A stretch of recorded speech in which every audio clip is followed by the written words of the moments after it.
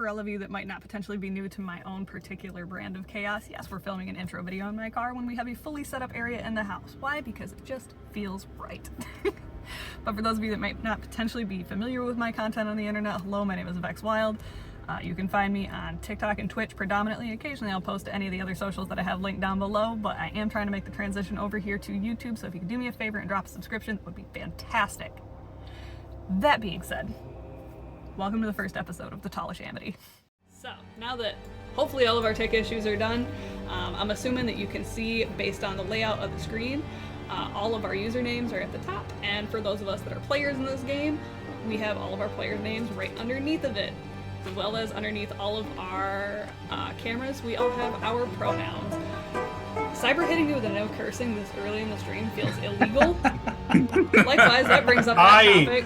I feel prejudiced against right now. Like, you dropped a no cursing 5 minutes into a stream with a Scotsman? Luckily for you, in the event that nobody reads the disclaimer, no hands, which also just got redeemed, and no cursing only affect me. So that's fun. So I'll swear for you. I'll swear for you. We just all have to swear extra hard for the next few minutes. To get some informal introductions out of the way, in the event that you can't pronounce that name that's above my head, that's fine. It's pronounced Trenasaadi. You can just stick with Trena. I will be playing a dance bard, and we are running with the new 2024 rule set, so we're going to be doing a lot of trial and error, learning all that fun stuff. So, Asgard. You want to introduce your character? Hello there. Of course I do. Hi there, everybody. Today I will be playing Mani. Mani is or to be very specific in this title, Prince Mani von Zarovich. And he is a Dampier, and I will also be playing him as a cleric of the Moon Domain. About to get bright up in here, everybody. Hi guys, I'm Wingle. I go by they them pronouns, and I'll be playing Dr. Monoval. Man. He's man. He is a great old one warlock. And he's a man. He is a man. He's definitely Definitely a man. I suppose that means it's my turn now. You, my babes. Hello everybody. My name is SweetT. I can be found on all the socials at BardicSweetT. Tonight I'll be playing Odion Halfmoon, who is an Arcane Trickster rogue. Looking forward to getting into all kinds of shenanigans. He's just a little guy. Just a little guy. He's a little guy. He's a 3 foot tall halfling, by the way, everyone. I love it. I love it so much. Which I think is my first ever short character. I normally make like big lumbering characters. All right, so I guess that rounds it out with me. The individual voicing and acting as everything the fuck else that we're gonna see. Oh, just rub it in, why don't you, that you can swear. I know, right? It's great. You're welcome. So yeah, I will be taking on the role of DM and bringing this lovely story to life with the help of these lovely cast members and the dice gods, should they be our friend or foe. So yeah, I am TheNorseRaven. You can find me pretty much anywhere under that handle. In some places it might be NorseRaven43, just because some places are like, no, we don't like your name as it is. But yeah, that's me. Hi, how's it going? Most of you know me from chat already, but this is the lovely face that has been behind the screen the whole time. Also, one last little quick nod. There is a human being on the screen that you can't see, but you know them, you love them. Mamek is hiding off in the background, taking all of our notes for this game. One last quick little nod, because some of us did get inspiration to start the game out. In the lower left-hand corner of Wing and I's camera app thing is what's going to indicate who has inspiration currently. That way people aren't getting bombarded with obscene amounts of inspiration. You can spread it out a little bit more. And unfortunately, because a lot of you are little chaos gremlins, the DM can and most likely will get it as well, so he gets one too. Alright. You want to take us away, bud? Let's do the thing. Let's roll some dice. Let's start a story. We are in my homebrew world of Ravenheim. It is a multiverse-esque style setting. We are in a medieval fantasy time within this world. It is linked within the multiverse of Faerun and other Wizards of the Coast creations, and the mode of travel through the multiverse is actually linked through the VexWild. Depending on any one particular universe's or world's understanding of the mechanics of that and or their relationship with the Fae, then dictates how well they can use these modes of travel. Everybody here is part of Ravenheim. Specifically, they are all residents of the country of Usmar within this world.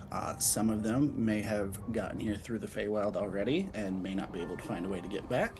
Some of them may have been born here naturally and are locals. However, roughly 100 years ago, in what has since been called the Collapse, there was a bit of a fiasco that happened across the pond from Usmar. In the town of Antor, there was a demon that was summoned by something and has absolutely just been wreaking havoc across the realm of Ravenheim. For the better half of the last century since the event happened, brave adventurers and heroes alike have gone through life and limb trying to stop the tides of demonic hordes that have been released onto this plane. And so far, nobody has been successful. Originally, every country of Ravenheim has been sending their greatest warriors, common folk, adventurers, heroes, anybody that they had that was willing to fight back the scourge and try to end the suffering of everybody being afflicted by the archdemon Velvera. Since all of this has happened, Usmar has stopped sending warriors and has banned its people from being able to send anybody over to Antor and try to quell the tides of the demonic forces. They have lost too many warriors, they have lost too many lives, and they just can't handle losing anymore. They are losing their population as their own country. So with that, our lovely cast members here have seen some of the political ties that have been falling upon their country and the near civil war that has been breaking out, because the country has no longer been sending anybody over to fight the demonic forces. The demonic forces have spread. Velvera's forces are now starting to reach the shores of Usmar itself, and it's now becoming a local problem. And that leads us into all the fun things that are currently going on. It is believed that some of these forces and a potential general from Velvera's armies have actually taken hold on a lovely little island just off the coast of Usmar. This island, from its locals, has been renamed to the Island of Nightmares, and it has been inhabited by clouds of crows just absolutely consuming the sky. And as per our session 0 that we had and went through some fun things, we had arrived on this island. Everybody here had come to the island by answering a flyer. With it being a local problem, the Usmarian government has allowed the group and anybody else willing to go ahead and jump into the island itself and try to at least stem the local issue that's going on. So the 4 of them answered the call and have made their way to the island. They ended up weaving their way through a lovely little labyrinth of bushes and found their way to the front of a castle, which is where we have left off and where we are starting our story tonight.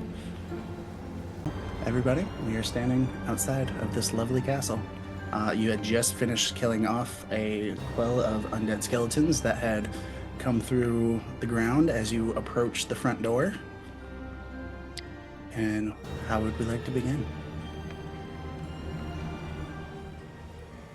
I am not gonna lie, I am in pain.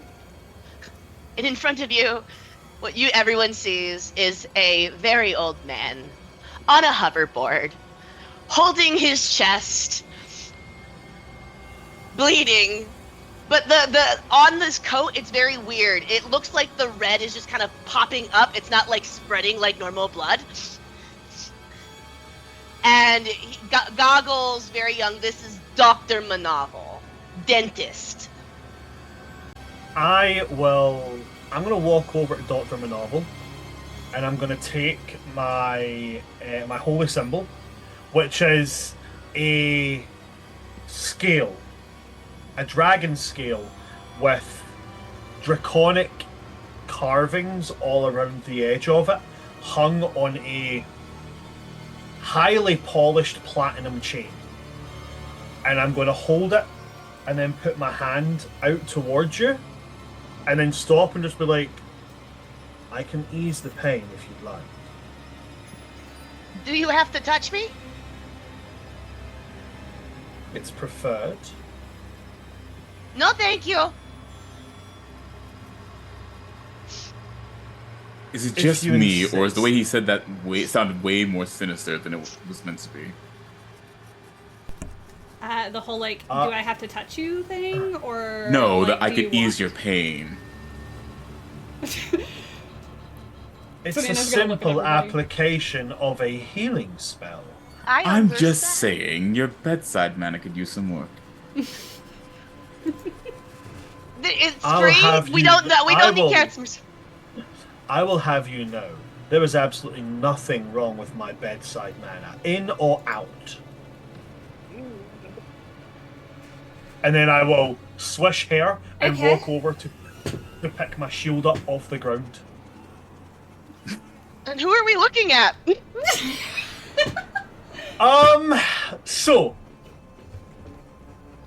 hair down to about the back of his knees. Pale white, almost silver. That kind of pale silver that almost has a faint pink glint to it when the light hits it. Very chalk white skin, pointed ears, and violet eyes. You could be forgiven for thinking he is albino, but he takes more to his mother's side when it comes to his appearance. Mani is a Dampier who appears to look elven. He looks like a drow, specifically a Zarkai drow. So very pale skin, very violet eyes, pale hair, and he wears chainmail. This chainmail is incredibly well polished and sits over white leathers. He carries in his hand a shield on his left hand, which is a very plain but very bright metal circle. And his weapon of choice, he has a bow slung on his back, which he rarely uses, but he does have wrapped around his waist now, but when totally unfurled, he has a meteor hammer that ends in a thick, heavy metal weight, covered in draconic sigils, shaped like a dragon's head, holding the moon. Oh, and he looks very much like very Alucard from Castlevania vibes.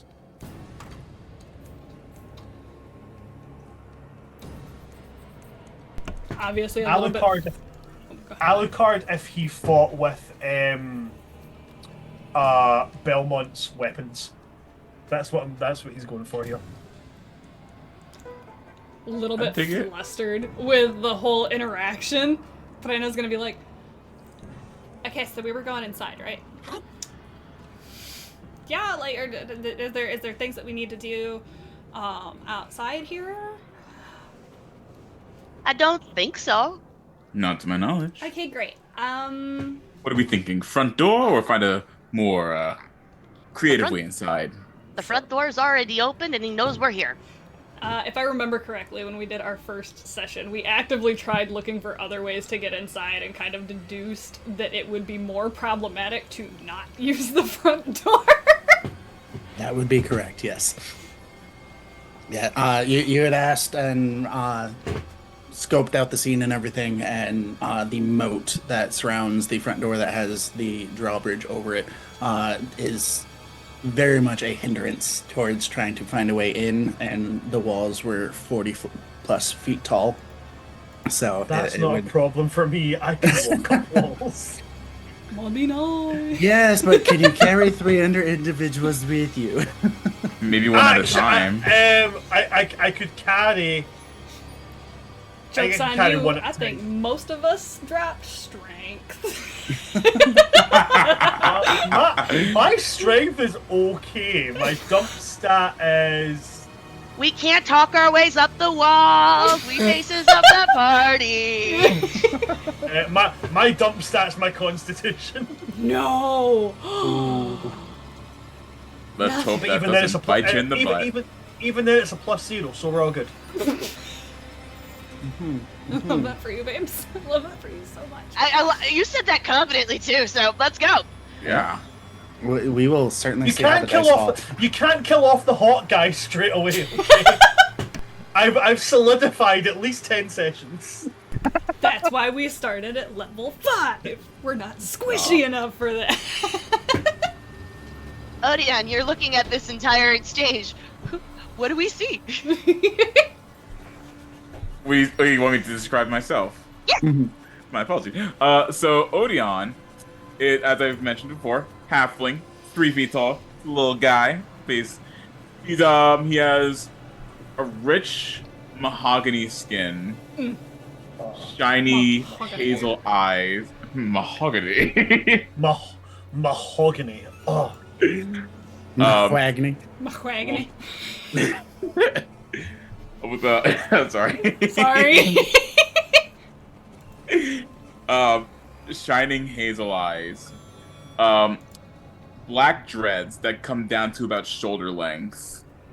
He's wearing leather armor, and underneath that, a lovely silk shirt, like a black silk shirt. He's wearing dark brown slacks and some specialized boots for sneaking. He has on a dark cloak with a little bit of gold filigree around the edges. And if you were to lift up that cloak, you would see multiple knives and swords, bow and arrow. He has weapons for days. Also, like, what does Trina look like? She kind of looks at you guys and she's like, so, who's going first? As she kind of just sits and like scratches the fin-like tendrils that come off of her head as a silver dragonborn. Skin is like a nice mix between like that like really nice silvery sheen, but also leaning a little bit more in towards almost a stark snow white color scheme with like that little shifty pearlescentness as she like walks. Very, very slender for a dragonborn. Physical attributes were not exactly her thing, so she was just like, you know what, everybody else can go work out, I'm not gonna do that. So, weirdly finely dressed for an adventure because she's not exactly sure what should have been worn, so it's kind of like we're just dressing for the cuteness of it. There's like a really frilly like blouse with like a really cute over vest. It's a very purple and scarlet type of color scheme. Almost nothing on her person except for like a really cute little side satchel, and you can just see barely sticking out of it a violin that almost looks arguably too small. Like it should be significantly bigger for a character that is 6 feet tall. All right, guys, you Wait, heard our you mean we character only know descriptions. Everybody wants to smash everybody. Everybody's going home. All right, thank you for Like, coming. wait, This we was a only great know how to first make D&D hot stream. characters? This is how the game ends. We just all head back to the Thank you hotel and good room. night. I'm just gonna pick up Odion and we're gonna go. That's it. Woo. Peace. So we I go hydrate into with the iron castle. brew. I did not ask to be picked up, but I don't hate it. Trina's gonna kind of look at everybody, realize that we're all just kind of like standing, waiting to see who goes first. So what you see is first. as you look down, I've already used my hoverboard is actually a dentist chair with its back fully reclined. So I'm already halfway there. Like, what are you guys? Because I can only move 15 feet movement. I have half of my movement speed with this, so it's very much just like a. He's riding one of those little Scooty boys. Every Pretty time, much. Every time they've described this so far, I think about the Scooty Puff Jr. from Futurama. Every Just time like very that much Dr. just like- Monoval every time Monoval enters a room, all I think about is they see me rolling. They hate it. I'll go first. I'll go first. Fuck, I'll go first. And like very confidently as you go, Trina's gonna come up behind you and be like, yeah, that's great. You got this. I believe in you. And just give you a quick bardic inspiration, just tap on the back. Like, you got this. I believe in you. Hooray. And you I'll look back and like, thank you for the vote of confidence. I don't know if Manny would ever actually have felt this, given that he's a Dampier, but the way that like Trina's inspiration feels when you get it is that feeling you get when you're slightly intoxicated, being like, no, yeah, karaoke's definitely a good idea. Manny has definitely felt this. Manny's not a full Reminds me of vampire, so home. the only biological difference really that Manny has is that Manny it's harder for him to die, and he doesn't have to breathe. That's the only difference. But yeah, I'll go in first. I'm gonna walk up and I'm gonna put my hand on the door and push it open, but I will have my, like, as I get there, I'm just going to like flick the wrist and the moon hammer is going to unravel, and I'm going to wrap it around my ankle and then coil my foot so that it then comes up over the knee, so if it comes to it, I'm ready to launch it forward. Okay. So taking a small step back as you are making your way up to the drawbridge to make your way across to the doorway.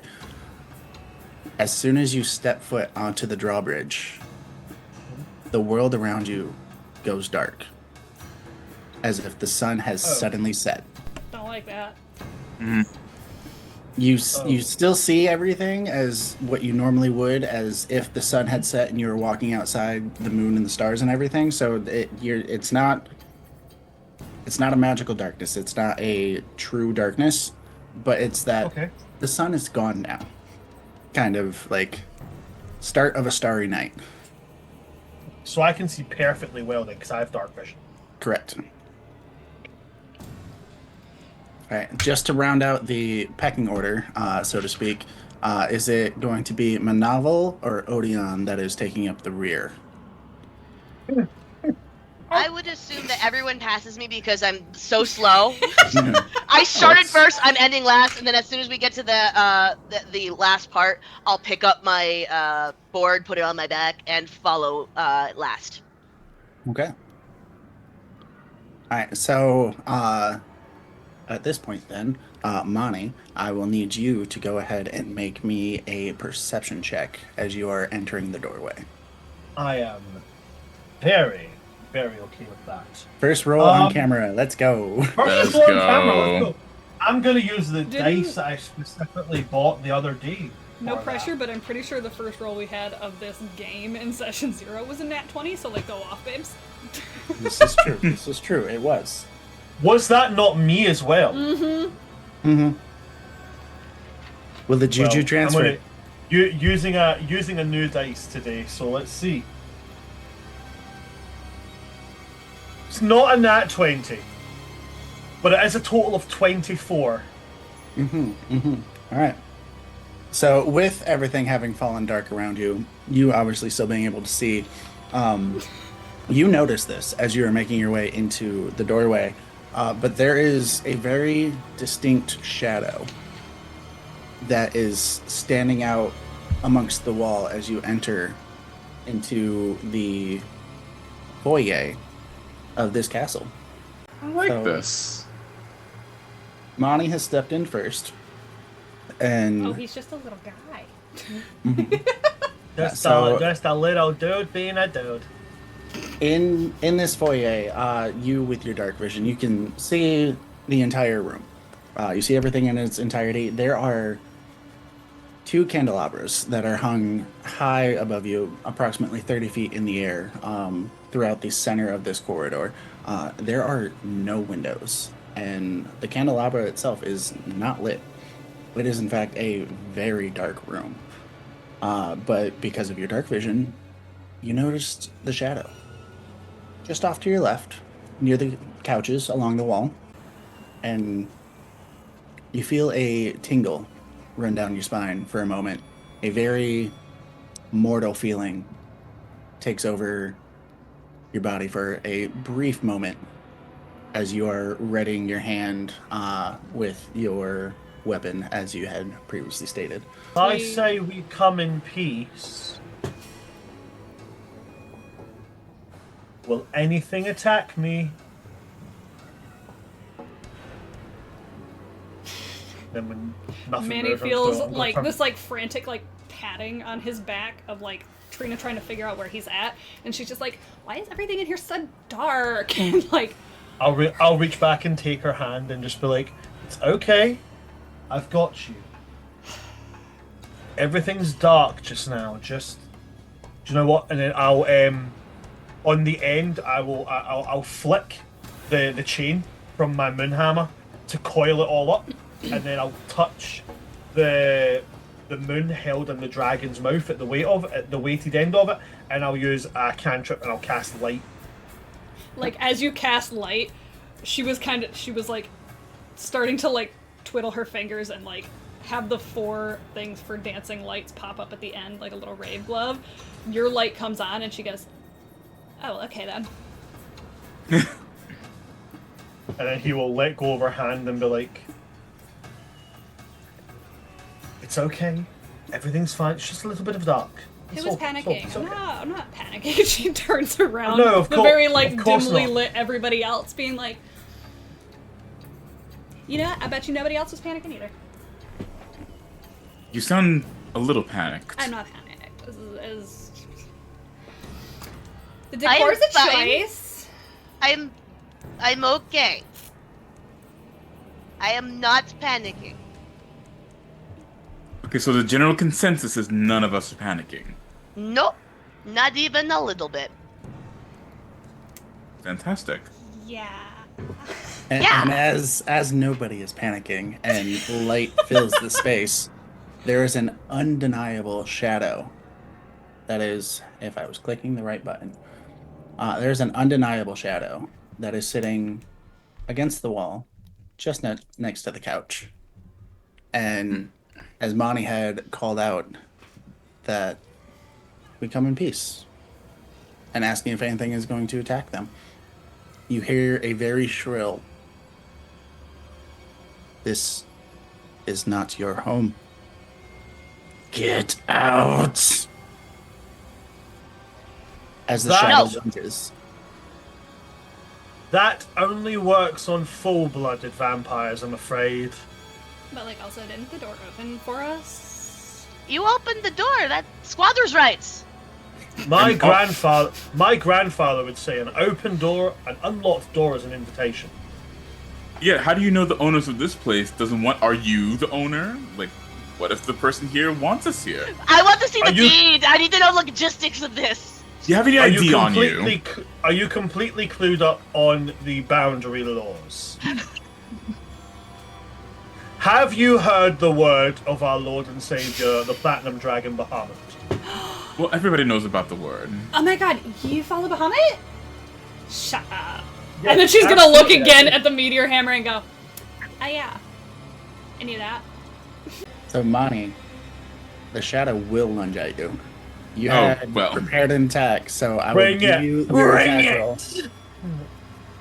Okay, as it lunges, I'm just going to turn and flick my knee so that the chain pulses off the knee, and as the chain tightens, I'm going to kick my foot so it launches the moonhammer forward.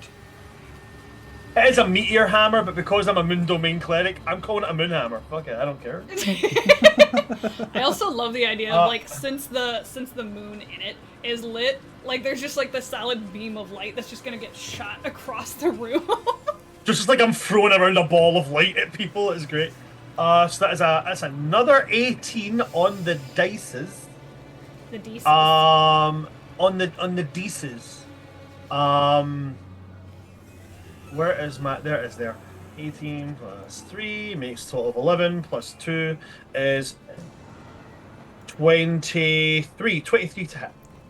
23 to hit is going to hit. So as this lunges at you, right as it gets within range of your 10-foot meteor hammer, moon hammer, you will make purchase with this Hell yeah! seemingly ethereal yet somehow also solid object. 4 plus 2 for the dexterity is a total of 6 bludgeoning damage. Okay. So as your moonhammer goes and strikes, it hits. You see it connect. You see it slow down as it makes its contact. And then it passes through. Almost as if there was nothing there. You still very much see the shadow in front of you. And as the meteor hammer finishes going through this corporeal body and you retract it back towards you, you suddenly see the face. A very bony, very scampy, almost encapsulated in shadow, but you can still see what looks like the texture of falling away skin and beady red glowing eyes. Is it the same style of red eyes that we saw previously in the Ravens? It is. I was gonna ask, is it the same voice that talked to us? Ooh, It is a different voice. Different voice. Mhm. Okay. interesting. Well, we're already inside, so That's what she said. we're gonna fill Hey, that cavity. yo! And with that, it is going to complete its lunge towards Monty. And as it reaches out towards you, you feel a cold essence seeping off of the shadow with a 17 to hit. Oof. So a 17 would usually be a meets it, beats it. But as it lunges at me and I see that cold feeling come towards me, I just like grip on and wrapped in my hand with my shield. I'm going to grip on to my holy symbol, and as I'm going to use the gift of the metallic dragon, protective wings. When I or another creature within 5 feet of me is hit by an attack, I can use my reaction to get a +3 bonus to my AC or their AC. And as that comes forward, 2 spectral platinum wings just shoot out of my back and fold in front of me, and it'll put my AC at 20. Okay. So in this moment, is that a just for this reaction, or is that moving It's forward? just for this attack. Okay. It's just for this attack. It doesn't stay for the whole round? No, but I can use it 3 times per long rest. Okay. All right. So with that, I'm going to go ahead and have everybody else roll initiative. Yeah, let's go. Let's go. I get advantage on initiative rolls. Yep, that's about right. Single digits? It is barely not a single digit number. So like if I'm you're... close. Does Is that a 20, So- bud? That's a 20. That's 20. does the halflings luck to reroll natural ones? Yes. Is that for any Yep. d20? Yes. Yes, it is. It is. Fantastic. If 2024 rules are still the same, It is the same. initiative rolls an ability check. So yeah. Fantastic. We love to see her. We love to see her. Is it better than a 1? Oh yeah, I got a 21 total. Fuck yeah. Okay. So Monty is first, obviously, with a nat 20. It sounds like Odion will follow. So which of Monoval and Trena have the better score? I got a 10 total. I got an overconfident 5. All right. Blind confidence, if you will. Monoval is walking in straight, not knowing what's going on. I don't know how to fight that. He just looks back and just waits for you guys to do something. All right. So with that, then we will be at the top of combat. So Mani, you will be first with Odion to follow. Because we're now in initiative, my reaction is back with me, right? Correct. Awesome. So, I am going to, as it lunges its claw and the wings have came up, as they dissipate, I'm going to duck under its outstretched arm. And I'm going to move to get over to the wall it was previously on.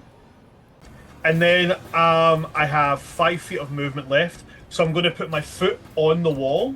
And I'm going to move 5 feet up the wall. Because I can move on flat surfaces without using my hands. Mm-hmm. And as I'm up there, I'm going to jealous put of this feature by the end of tonight. I'm just throwing that out there. I'm going to put my hand back and I'm going to say, I really don't like you. And I'm going to cast Guiding Bolt. Ooh. So prior to that, as you're moving out of its melee range from its lunge at you, it does have its attack of opportunity. Oh, yep. And that will be a dirty 20 to make contact. Dirty 20 will hit. Dirty 20 will hit even if I do use my reaction. It will do nothing about it. So I'm going to take that damage. All right.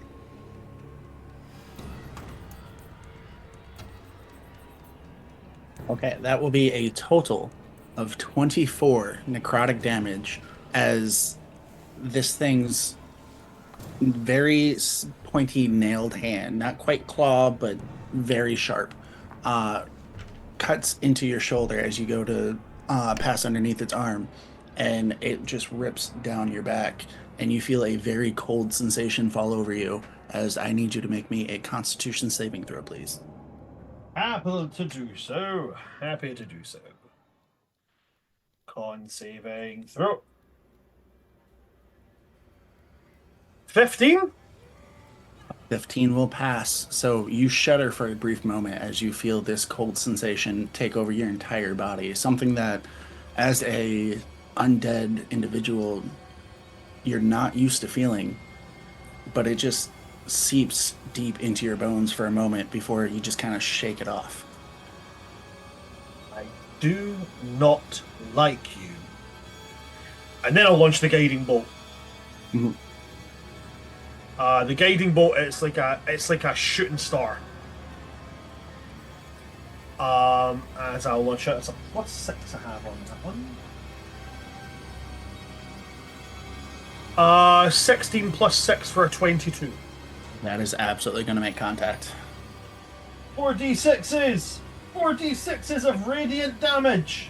The next attack has advantage, which I think is And the Odion, right? I believe so, which would give me Oh, sneak attack. How convenient! Convenient. Yeah. It's like I know my party! It's like you planned this! Oh my god, you've played D&D before? Stop it. That's that Crazy.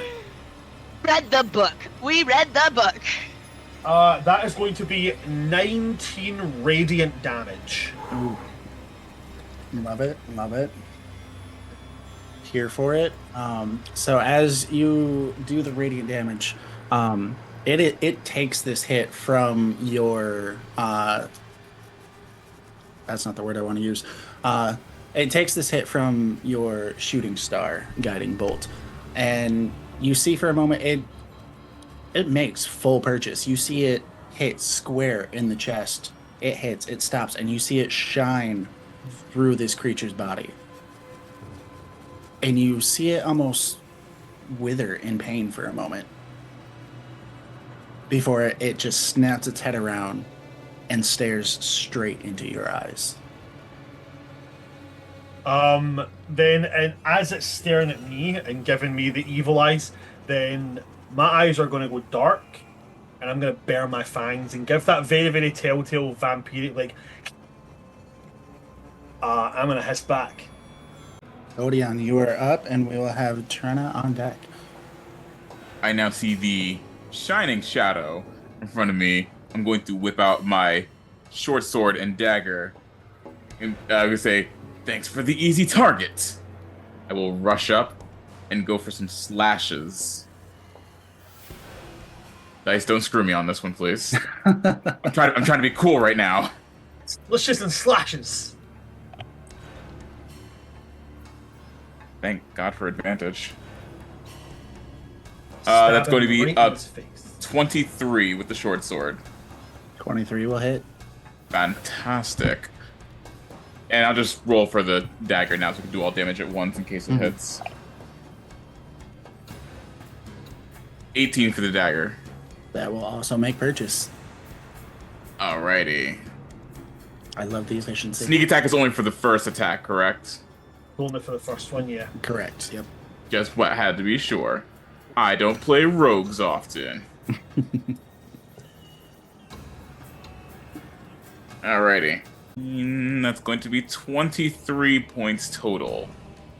So with both of those, you feel each of your weapons sink into this shadow, and as the light is dissipating from the guiding bolt that was just cast, you see the contact. You feel a mass, but just as quickly as you feel the mass, as you lunge forward with each of your weapons, you also fall through it in the same instance, as if the mass had disappeared. And as you fall through the shadow, you feel a cold sensation fall over you for a moment until you pull back and take up your space outside of the shadow. So, as my blades just kind of swish through the form, I'm gonna look up at it and be like, killing it isn't working. It's already dead.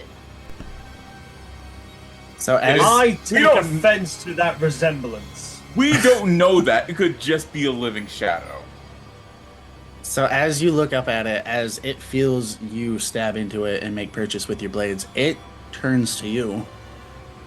And it hunches over and stares down into your eyes as you're staring up at it, as it lets out a cackle.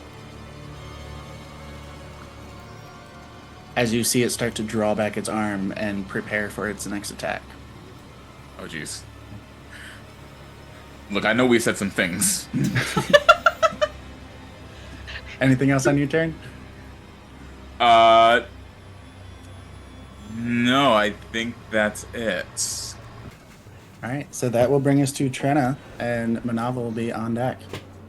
She's gonna kind of like, okay, cool. So like, y'all are saying that we can't do the thing. Okay, all right. Cause she's gonna like put her hand back down because she was literally like winding up to go hit it. She's like, wait a minute. As like her fingers kind of extend out and you see like little music staffs kind of float through the air as they hit Manny, Odion, and Monoval, as everybody currently gets hit with a bless spell.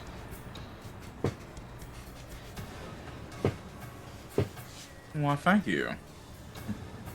Hashtag blessed. And then she's gonna just take another quick like, you know,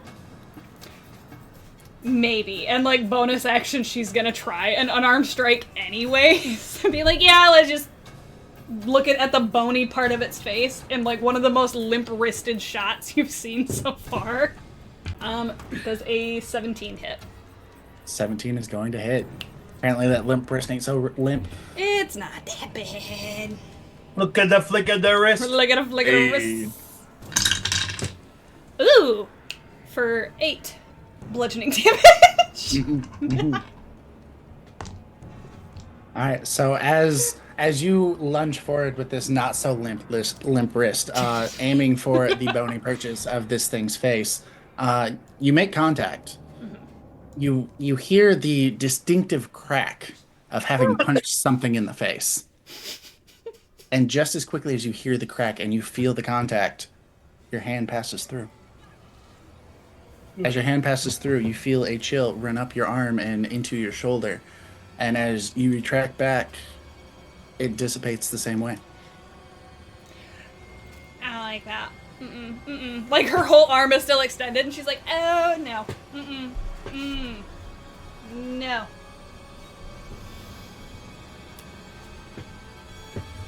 Hey, Dr. Teeth? Yes, sweetheart? You might want to, you know what? You might be a little bit better for that.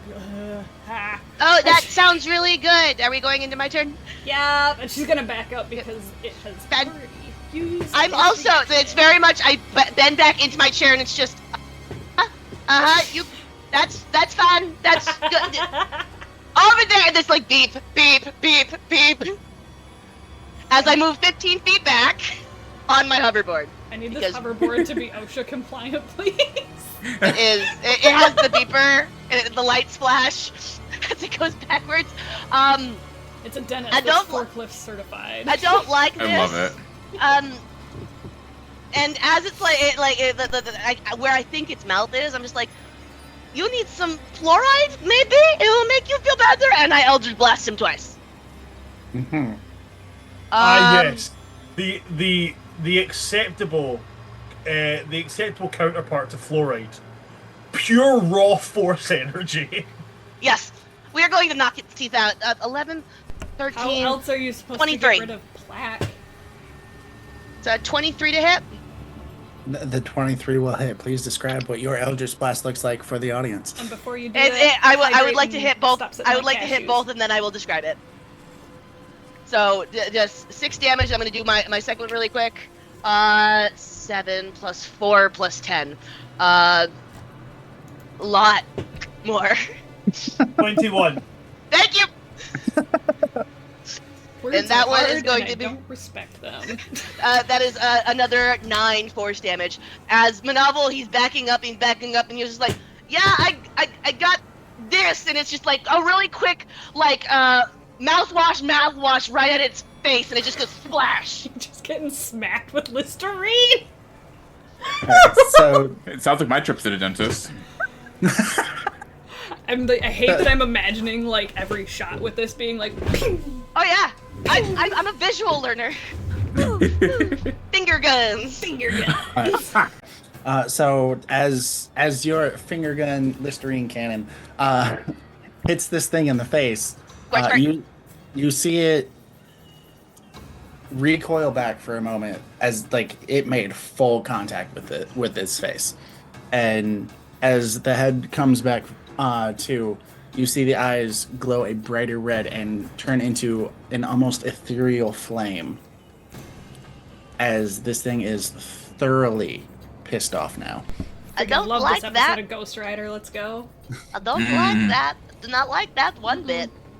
So with it also being minorly surrounded, it is going to look down upon Odion. Hi. As it is going to finish that preparation of another clawing strike, and it is going to go ahead and lunge out with a total of 14 to hit.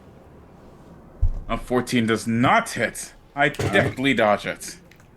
Fantastic. So as you having seen the preparation, having seen this shadowy, almost ethereal arm come swinging down towards you, you and your dexterous, roguish ways dip out of the way, and you hear it let out a crying shriek of frustration and anger, and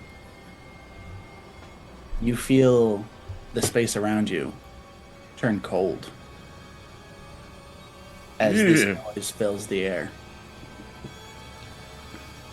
And with its shriek, it is actually going to turn and start to run, which will give you an attack of opportunity, Hells yeah. should you wish to take it. Absolutely. And if you had landed your last attack, you have advantage on this from Vex, meaning Yes, you 'cause- can sneak attack on this. Well, Yes, my dagger the last- also does have Vex. Yep. So yes. At the 23 to hit. 23 is going to make purchase. Fantastic.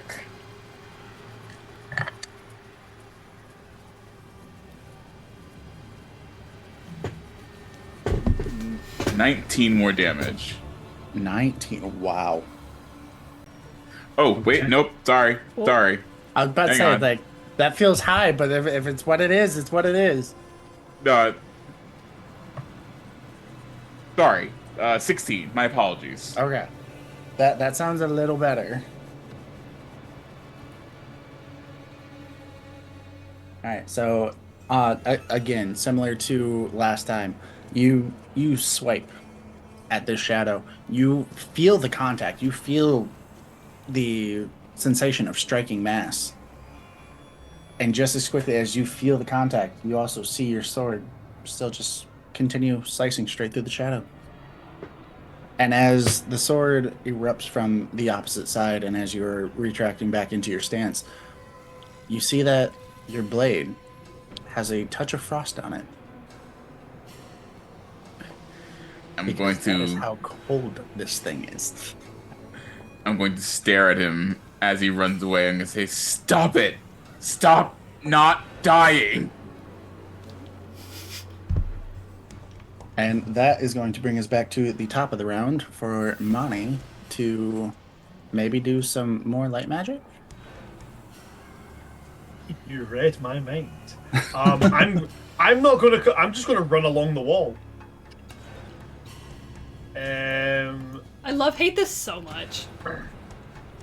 It's my favorite. I will thing. I'll go 5 foot up, so I'm 10 feet off the ground, and then I'll move 30 feet up the wall. 1, 2, 3, 4, 5, 6. Hey, guy, how's it going? And then what I'm gonna do is, as I'm running, I am going to splay out my fingers, gesturing towards where this thing is floating towards, and I'm just going to say, oh, what will I say? Do you know what? No, I'm not going to say anything. I'm not going to say it. I'm just going to drop a 3rd level moonbeam. So he needs to make a Constitution saving throw.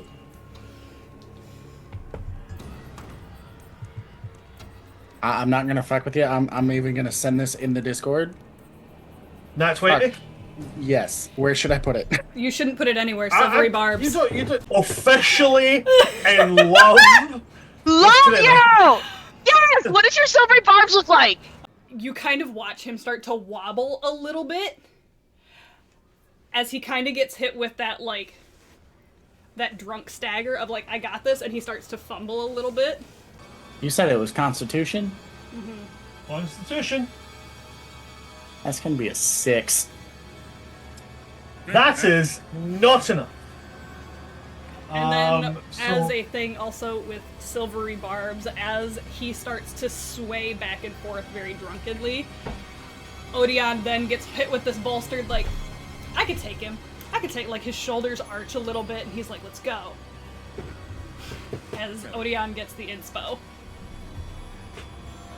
The advantage. So, as this thing goes to resist this moonbeam and then this drunken stagger hits, at that point, Mani is just going to look at Trena and just be like, I adore you. And then he's just going to slam his hand down, and as he slams his hand down, this beam of pure moonlight just crashes right into this thing for 26 damage, radiant damage. Please describe how your moonbeam radiant damage is going to dissipate the shadow, because it is going to be felled by this attack. It's a full-on, like, it's like the shadow starts to melt. But it's like, when you imagine, like, sunlight hitting a vampire, it's almost like the vampire burns and the light dances and becomes wild and erratic. This moonlight doesn't shift. It is still silvery. It is still soft. This thing just melts and turns to dust inside of it, seemingly of nothing except the gentle coaxing touch of a full moon's light. Oh. Anyone else just get hot in here? Shit. As it finishes, I'm just going to step off the wall and like...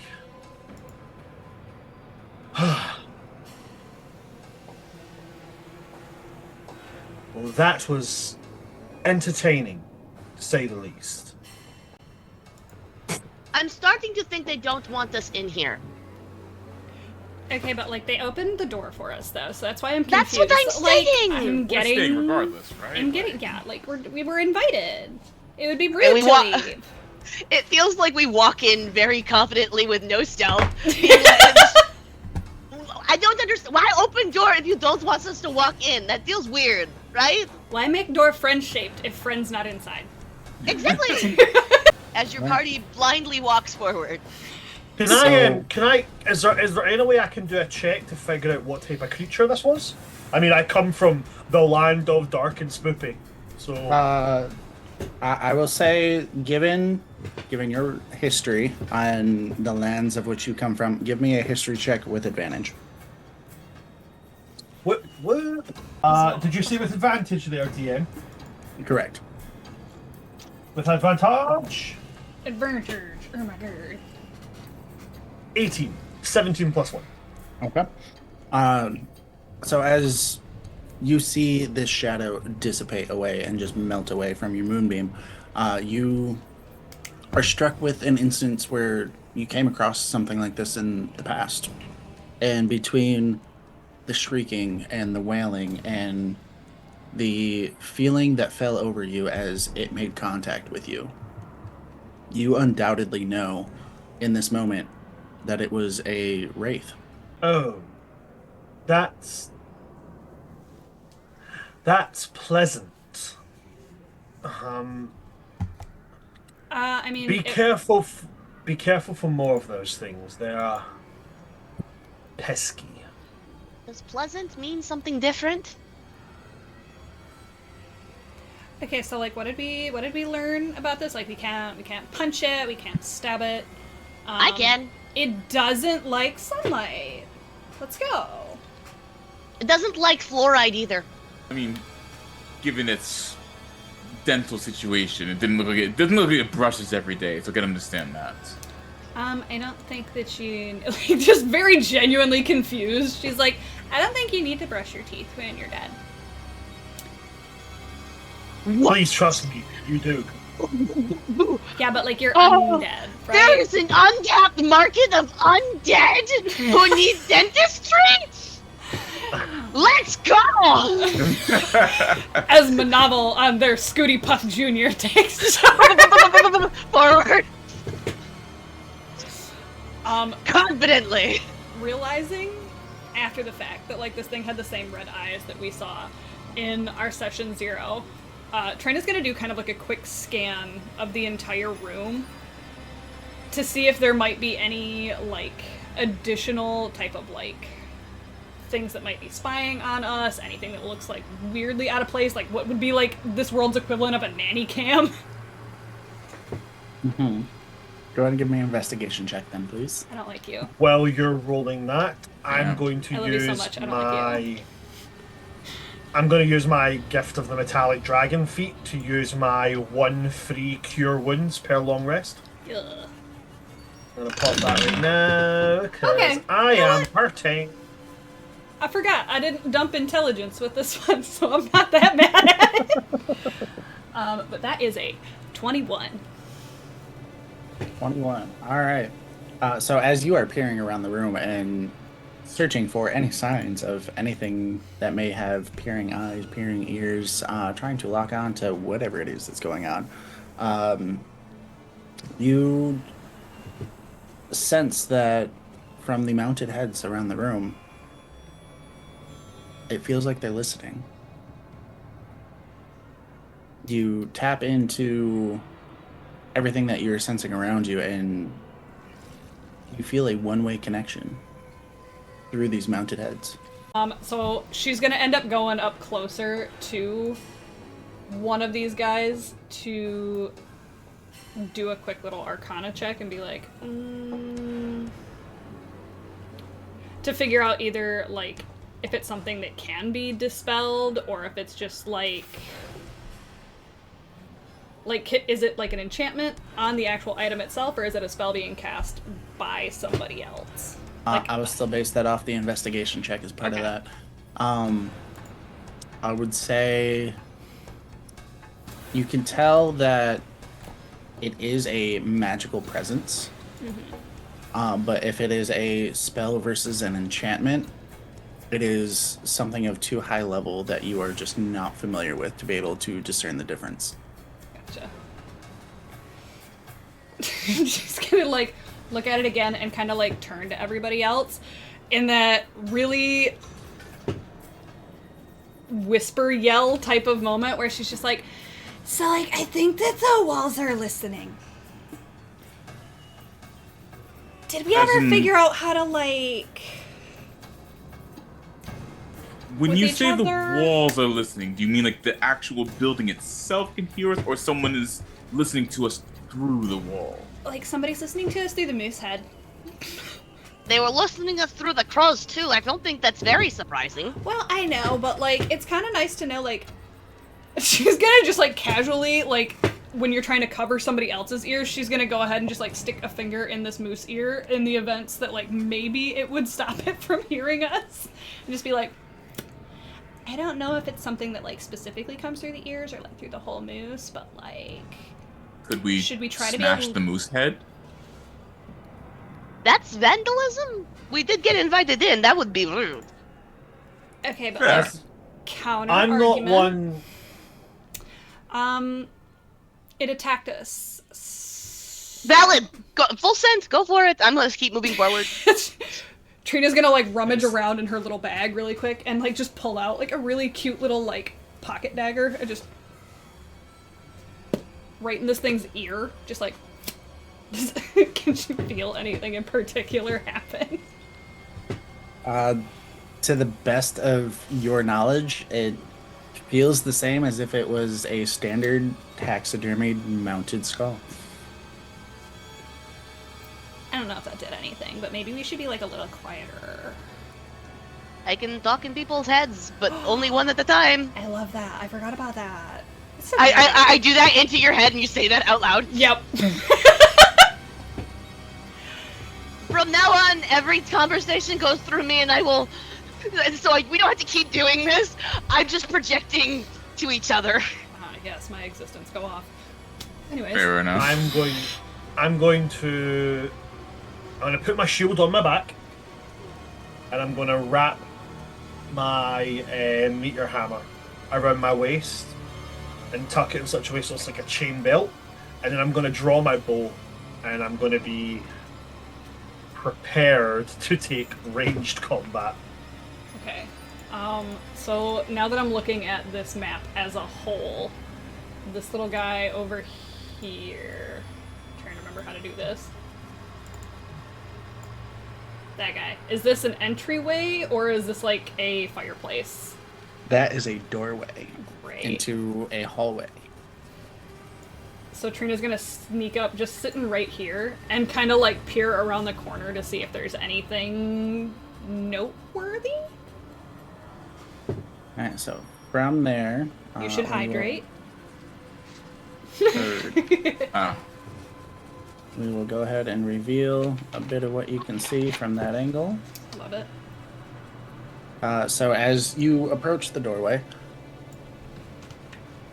and from some cover are peering around, you do notice that there are 3 separate hallways to which you could enter between. One to the left, one straight forward, one to the right, essentially turning on the wall that you are currently standing on. Mm-hmm. And directly forward, down, if you were to go through the door and just continue straight, you do see another doorway on the left. And she thinks about it for a second as she looks and she goes, hold on a minute. Has anybody seen, and she starts looking around for Astrid. She's like, where is she? assuming that she's been hiding this whole time, like everything is just peasantry beneath her. Astrid is Trina's familiar, a Persian cat-looking Tressum. Looks around, realizes that she's just kind of like dauntly like sitting in the corner like just like, hey, can you do me a solid really quick, and can you just like gestures down the hallway to get a better look of stuff like behind her to see if there's anything else in that hallway to be worried about before she dips over.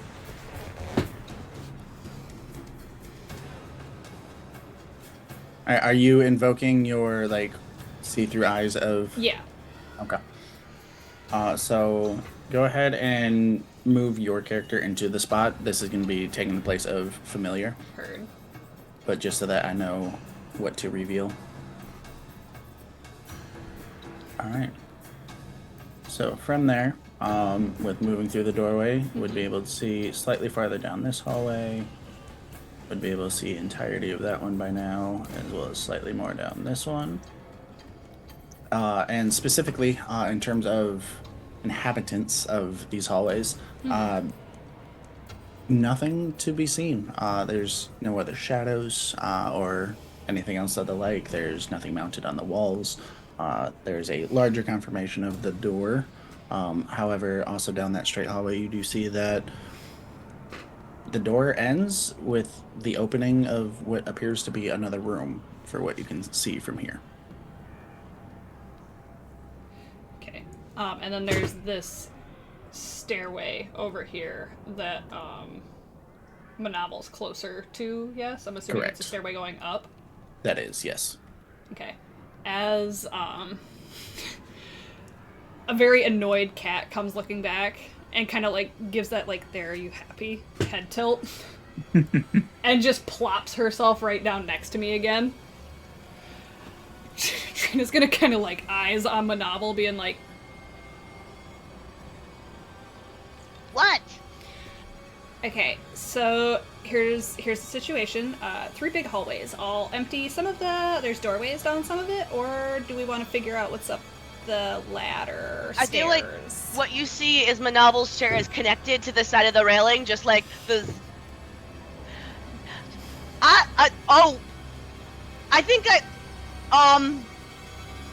you know it takes 20 minutes for me to unhook this. Do you want to go that way? So wait, I think I might have missed something that Monoval was doing. Like, is he posting up to go somewhere else?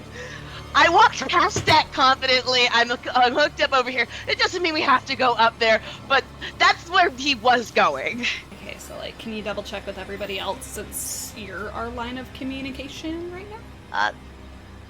Odion, upstairs or the hallway?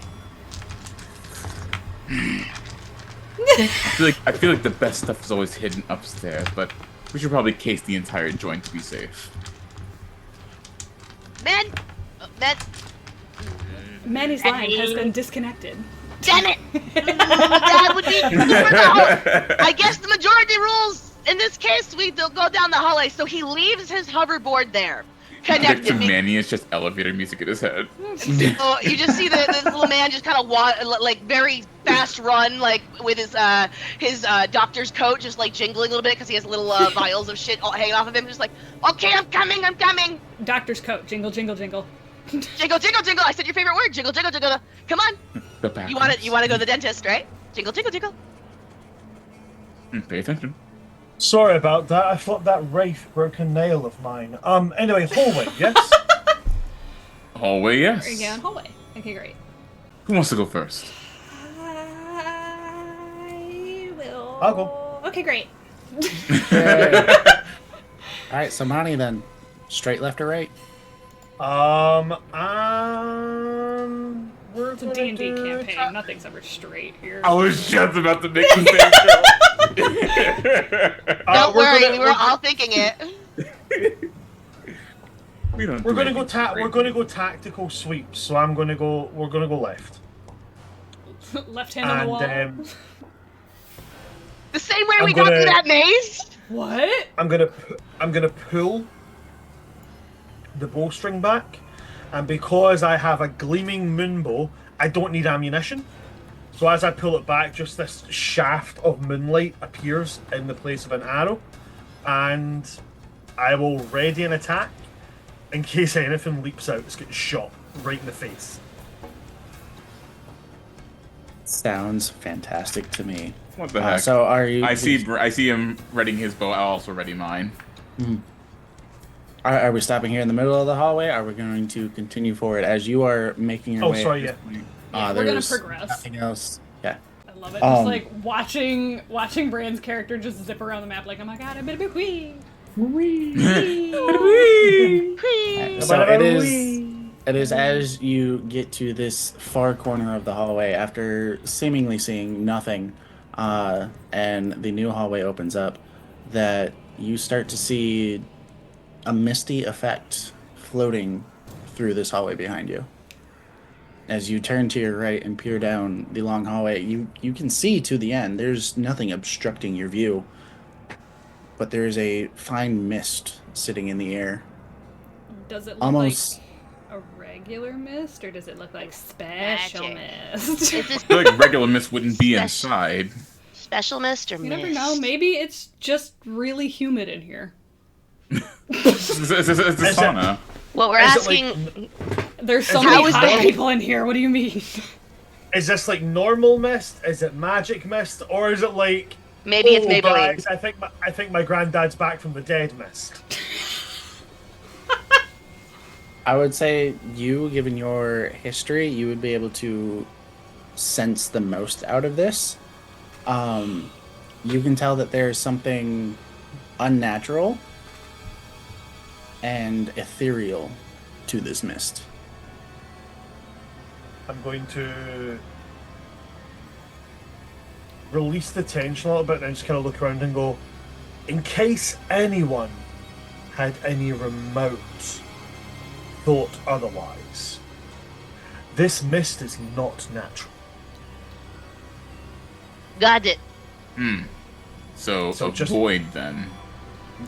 Be prepared, is what I would say.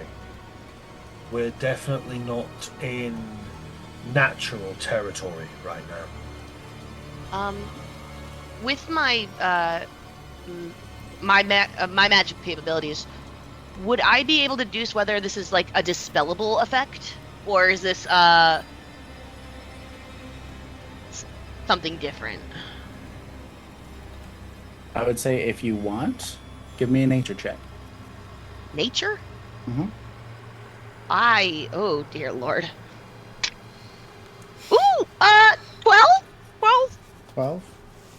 Like a really solid number, 2 of the same. Normally in Mario Kart I get 10 coins. I would say with a 12, as you are taking the information given by Mani and peering through this mist, you know it will not be able to be dispelled. You know that whatever this is has its own, not life essence, but it has its own makeup of some kind. This It is- has its own makeup of some kind, and it's not Maybelline. Is it Sephora? And That could be Revlon. I think it's dangerous. Revlon. You know what? I think it's Revlon. Oh, I don't use any of that stuff. So, as somebody that already clearly has like perfect skin, I think that means that you should go first because like logic would deduce, big word I know, that this isn't going to affect your skin at all because you're so perfect. Some of us Love get you. very clammy. My humidity really sucks against my skin. I kind of fuck shrivel up. up. I shrivel up. What? Hold the fuck up. Why is it like the hot one is just getting chucked into everything? Yeah, you've got great skin, so you can go die. Like you weren't gonna go first anyway. Like you weren't gonna go first anyway. It's not my fault. I built the tank by accident.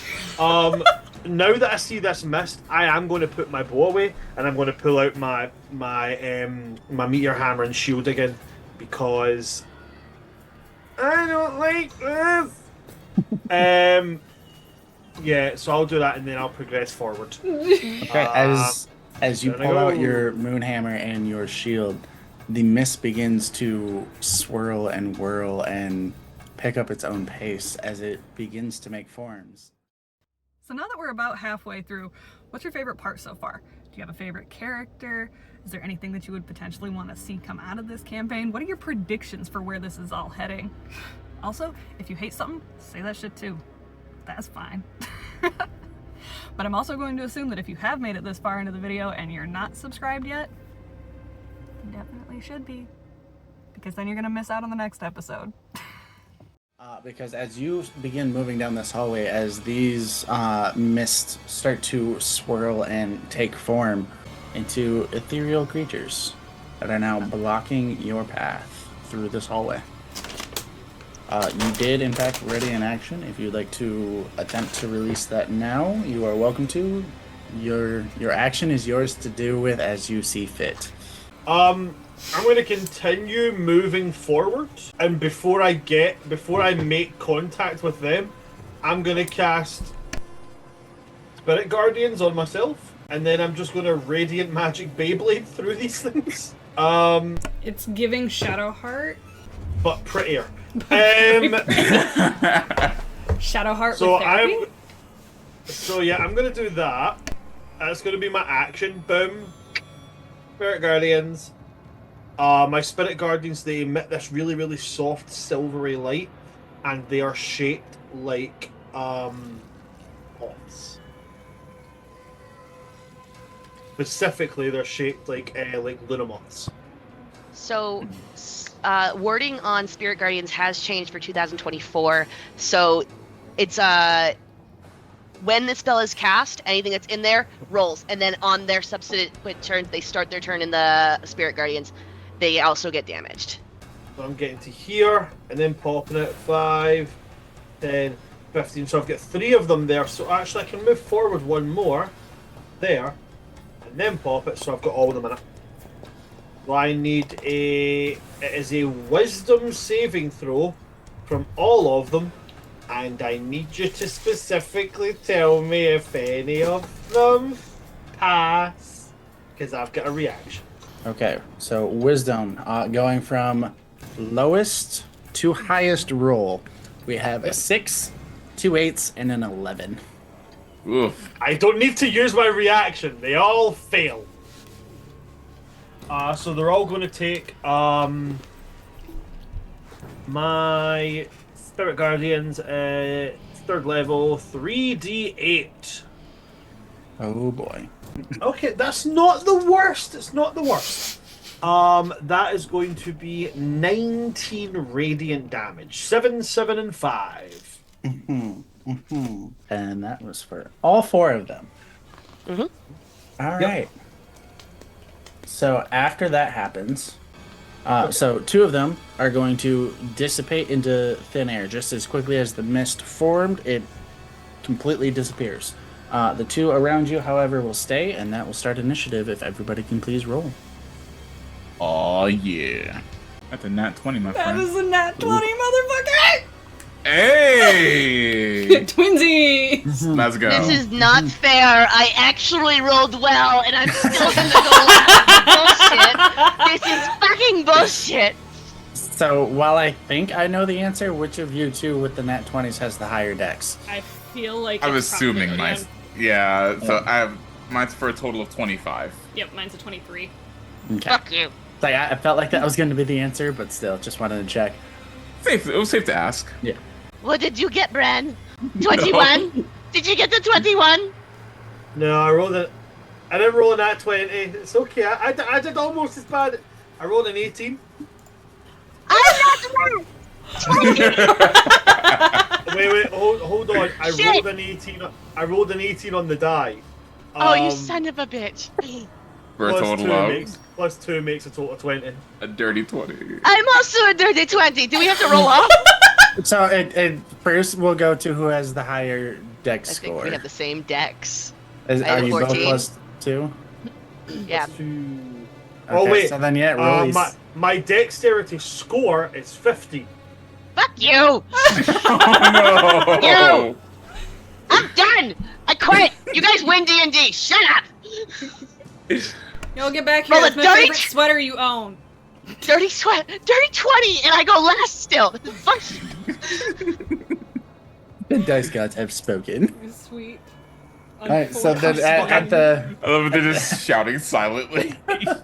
at the top of combat, then we do have Odion going first with Trena following. Alrighty. So, I'm going to peek around the corner, and I'm guessing I see these two misty figures. Yes, they have Running taken Manny. a physical form.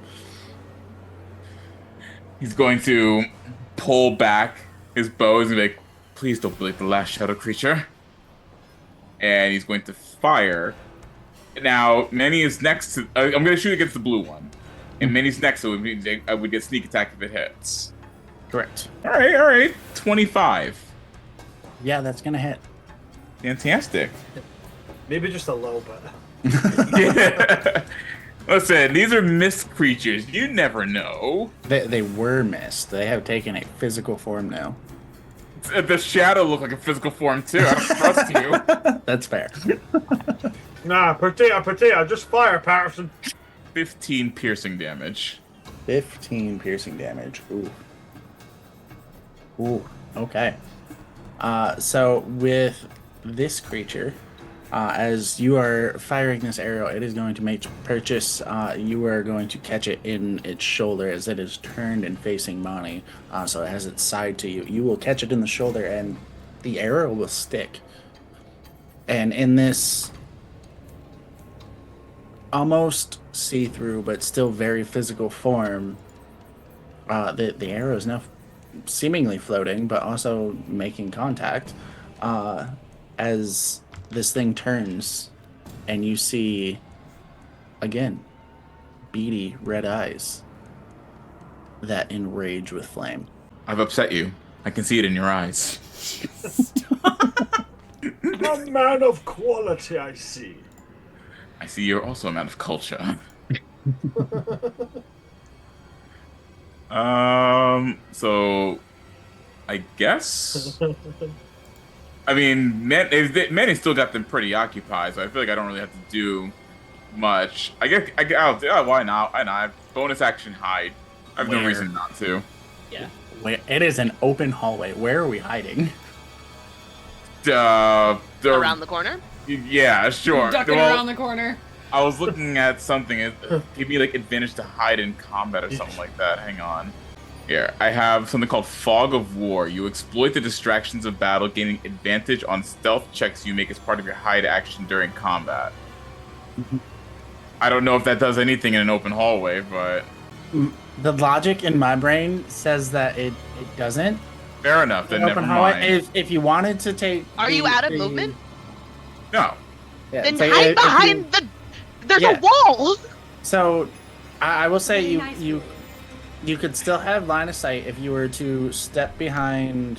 Well, he Rena, has enough right? movement to just pop out of the view and back into view. Yeah, I can just go back here.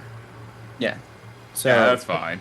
yeah, going there, I would say you would, I you was would just still trying to be have rookie stealthy. an angle, and I will say without even needing to roll, I will give you your sneak capability from there. Popping the hide action in an open hallway. You know, I'm something of a scientist myself. Look, in Baldur's Gate, you can hide anywhere. And So long Baldur's as you're out of Gate, their line of sight. In Baldur's Gate, aid is a freaking AoE, okay? No, the amount of times I've had people like try and use Baldur's Gate logic in actual D&D, it's like no. It doesn't work. Sorry. No. Oh, honey, no. I wish Well, Baldur's yes, Gate we're doing this online and it's virtual. It doesn't operate that way. Yeah, no. I wish Baldur's Gate logic happened the way it did, because I would always be carrying around a hamster just to launch it at enemies' faces to automatically blind them. I'm sorry, that's a thing you can do in Baldur's Gate. So if no, so it's very specific. You have to be Minsk, and it has to be Boo. If you throw Boo at somebody and you hit them, they're automatically blinded. I he love shouts, that. because he shouts his famous line, "Go for the eyes, Boo!" Alright, so with our sneaky halfling rogue doing rogue stuff and somehow managing to hide in a fairly empty hallway, Trena will be up next. And Mani will be on deck, leaving Monoval last. Odion's gonna come around the corner and she's gonna just... Right. Okay, great. And she's gonna just kind of like poke around the corner. Just be like... You're not nice, and I bet that your breath smells real just...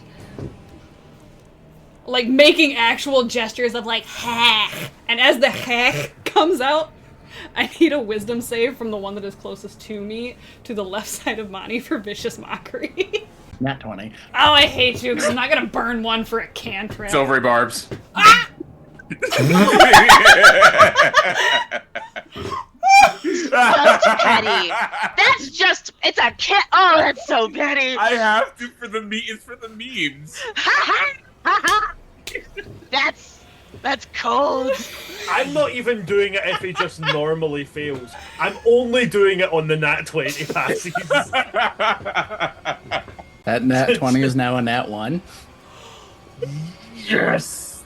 I'm not apologizing. We love you, DM. Well, how the chaos terms is have chaosing. well, how the terms have cabled. Oh, that's a good question. Am I in range for silvery barbs? Oh, snap. What's the range of the new Thank you for keeping me It's honest, 30, chat. It's 30 60 feet. It's 60. It's 60 Oh, feet. Yeah, by a mile. 60 feet. Yeah, you got it. So, our wonderful scribe, our chaos demon in the background, would like to remind our wonderful GM that he has inspiration. Oh, Yeah, no. I have not forgotten. I'm just still choosing not to use it currently. But for this wonderful misty creature, that is 7 points of psychic damage. I love it. Feeling the effects of masculinity. I want to go to war.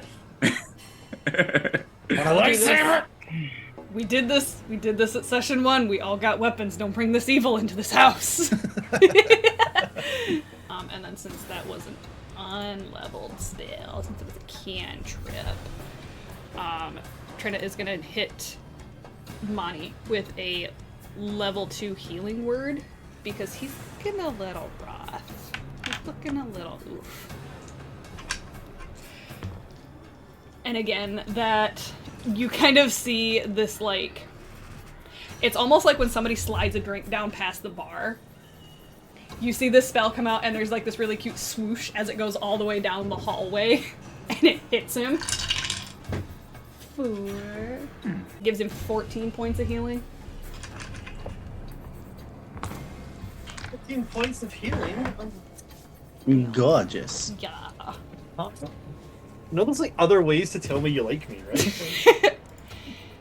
Smash, You hear smash A, smash A. You just like hear a weirdly almost condescending, "You're doing great, sweetie." God, we Thanks, went honey bun. soccer mom. Thanks, honey bun. It's absolutely not what Manny does in reaction. But that is Terena. That is what she does, though.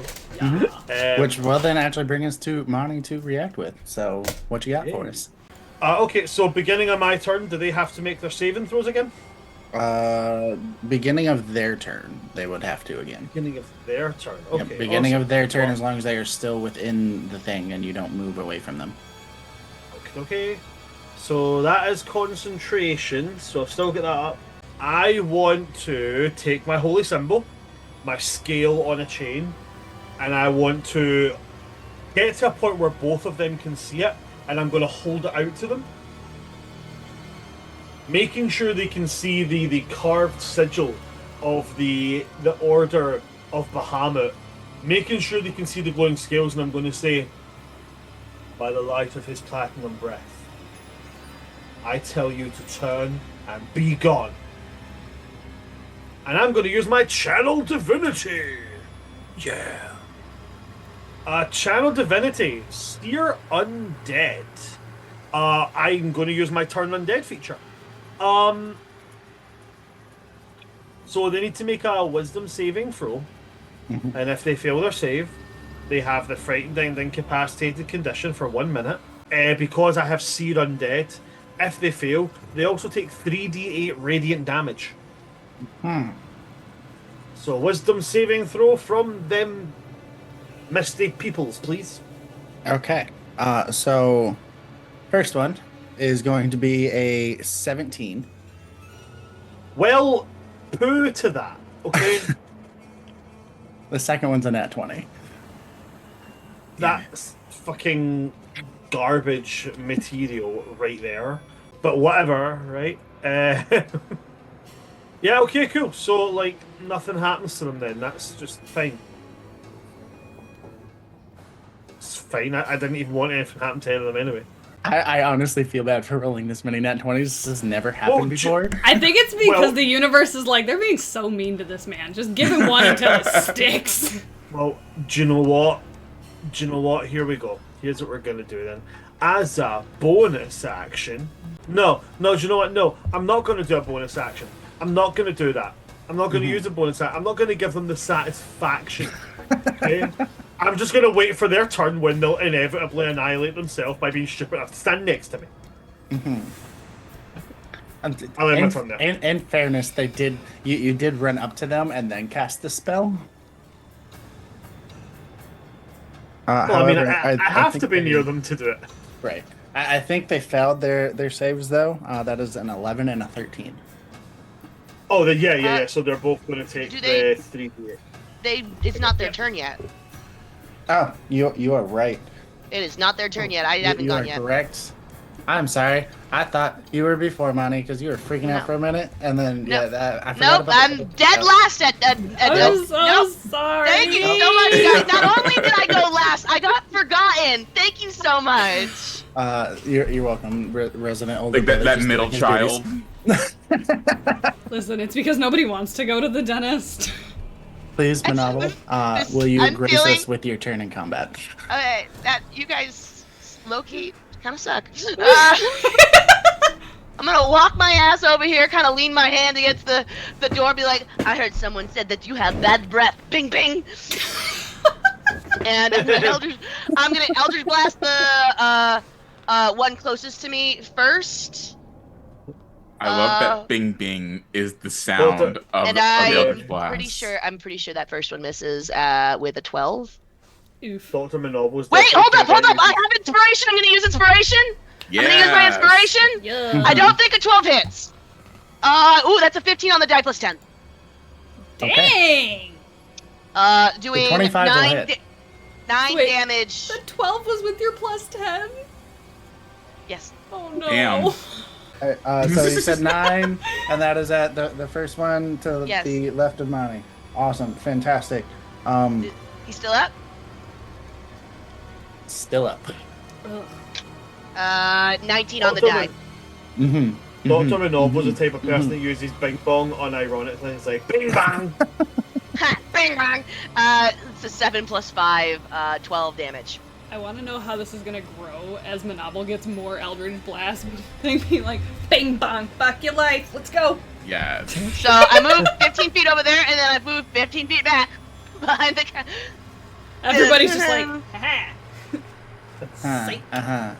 That one, as you hit it with your mouthwashy Eldritch Blast, it's going to melt with the magic liquid of the Listerine. I don't It's like all melt you, with Manny. magic. It's all Disappear you. into the floor. It's all you, Manny. Goodbye. Don't worry. You've got this over there. Back your life, Bing Bang! So officially, Monoval, is that your turn? Yes. I'm so glad you remembered that I have one. Crazy. I'm so sorry. That was my oversight. I'm sorry. Please forgive. This is what my brother does to me. See, like I don't get any special treatment. I get forgotten. So for $5.99 a day, you can remember your warlocks. So with that, as it turns to this ethereal creature's turn, it's gonna say "fuck that," and it is going to damage. It takes damage as it starts its turn in the Spirit Guardians. It takes it needs to do its wisdom saving throw because it takes damage right now before it does anything else. Even at there was a max comment damage? from Merrick earlier saying that with the new rule set, it changed to if it ends its turn there. So it is very much going to say fuck that because 2 of its friends already dipped. Watch this one melt into the fucking floor, and it's just like, nope, I've had enough. I'm out. I ain't here for this shit. It is going to seemingly dissipate into the wall as this you shit, I'm feel out. its essence just completely leave this plane, and that will end this combat. And you are now entirely in a empty hallway, void of any mist. Auntie Money wants to give me a cookie or says that I should get a cookie. Someone get me a cookie. Yeah. What kind? Cobra, Any, get them a cookie. just no nuts. Don't kill the partner. Wait, hold on. I think I have a singular I chocolate have chip these. cookie Which one do you in my want? kitchen. Yeah. Okay. Somebody, So like, if somebody buys Wingle a cookie, I'll twerk. Is that mint Oreo? It is mint Oreo. Get that the heck out of here. yeah. The cookie Get candy that bar. out of here. I was gonna That's just almost- like go on to D&D Beyond to look it up, and then I forgot that I got this really cute present idea. Right? Yes! Best Let's partner. go. Let's go. Like that shit. He wins. Yeah. They're coming in clutch. Let's go. But also, if you We want to love give Cobra. me a mint chocolate chip, you might as well just pair it with some Dr. Pepper. God. No, dare you! Dr. But Pepper is delicious. No, it's not. Yes, it is. It's delicious. Delicious. Wiggle about to make me crash out. All right. So, continuing down the hallway, continuing exploring this lovely little castle. Yes. Yes. Let us continue. I suppose so. Ah, yes, we love a good square. I love it when they It- build promenades inside. Was somebody traumatized by the? Oh, we'll just stay to the left of the maze to find the instant exit. I don't think we were traumatized. I think the DM was traumatized. That sounds an awful lot like punishing me. There is no way we could have known that's where the exit was. I For the don't record. To be fair, still staying to the left would still get you to an exit. It would just be back outside the I castle think this you're time. projecting. I really think that you're having some issues with not being able to face your own traumas, and so you're trying to traumatize me. We're having fun, damn it. Everybody sit down! We're having a fun time! You're gonna go to Hogwarts. You're gonna do spells and shit. And you're gonna fucking like it. Why is no one having fun? I specifically requested it. Would we like to enter this new room that we have found? I would like to enter the room. Yay! New go. room. Purse first. So immediately, you are greeted by a lovely stone statue to your left, and as you look further beyond, unabashedly, in no way unfamiliar to our certain individual descendant here, you see a separate stone statue that is guarding 2 coffins. Oh my god. Guard- are these guarding? glyphs? Do you remember when I said I was incredibly homesick? It's No. gone now. No. This is my grandfather's exact decor. Do they have the same interior designer? Okay, so like, wait, these aren't family members of yours? They could potentially be. I'm not entirely sure. You should go knock and figure it out. Like, is that like rude? Like, do you knock on a coffin door, or do they just like wake up? Like, are we in their bedroom right now? Ding dong. I want to go over to the coffins. Yeah, real Knock, quick. knock, knock, knock, knock, knock. Before we investigate coffins, Oh boy, here we go. I need Dr. Monoval to give me a religion check as you enter this room and peer at the statues. Oh, I am actually proficient in religion too. It's like I actually prepared for this. As I have I'm also proficient in religion, can I give the help action? So they get advantage? I I don't fucking need it. I don't fucking cool, need never it. mind. I Never don't mind. fucking need it. I don't fucking need it. I'm Take this sending it to guidance the group. anyways. Have some guidance. Oh, so guidance, that would add a 3. That turns it into a 24. Let's go. Nice. Silvery barbs? No, stop it. I don't have silvery barbs. It's a joke. It's a joke. I took a For the picture of everything. memes. For I the took a meme. picture of everything. But the meme. But I took a picture of everything. I don't have silvery barbs. I can't cast it.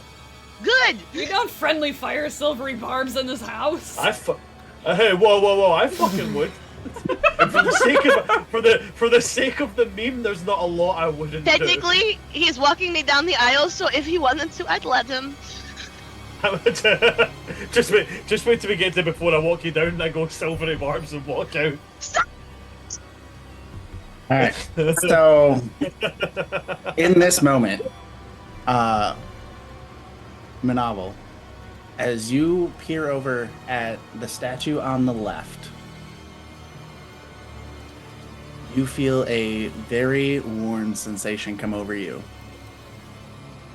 And you are filled with a feeling of delight and joy and peacefulness.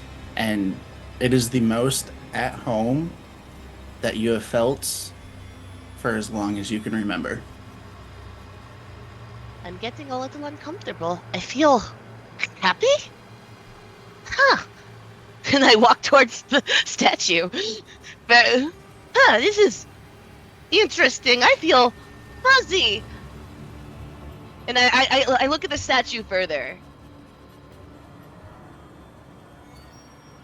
So as you approach closer, you see a small purple glow in the back corner, hiding behind the stone statue opposite side of the door. So I'm over here, statue, and then I feel it behind it. Yes. So it's very much I'm feeling happy. Hello? And he approaches the purple. So as you turn the corner and as you are approaching, so you see a very calm, very elegant, we'll say, purple-furred, cat-faced, winged creature that is curled up, and even with the commotion of everything in the hallway, it seems entirely unbothered and is just having a little nap. And Monoval, I like to assume that the others are kind of looking at talking with Manny as I've just kind of moved over by myself. Gets down on the ground. Hello. As you reach out and you speak to it, it looks up, and through sleepy eyes, you see it squint at you for a moment, and then you hear a voice in your head. Hello. You are psionic as well. Hello, I am Monoval. Hello, Monoval. Do I know you? I don't believe so. Are you sure? I Feel like I'd recognize such a perfectly beautiful kitty.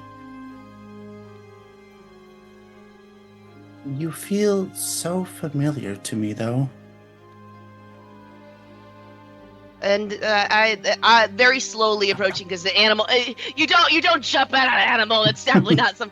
So he's just like slowly kind of like moving very low to the ground. I don't believe so.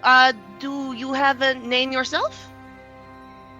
My name is sometimes lost to me. I have gone by many names in the past. However, most recently, I have been called Johanna. That's a lovely name.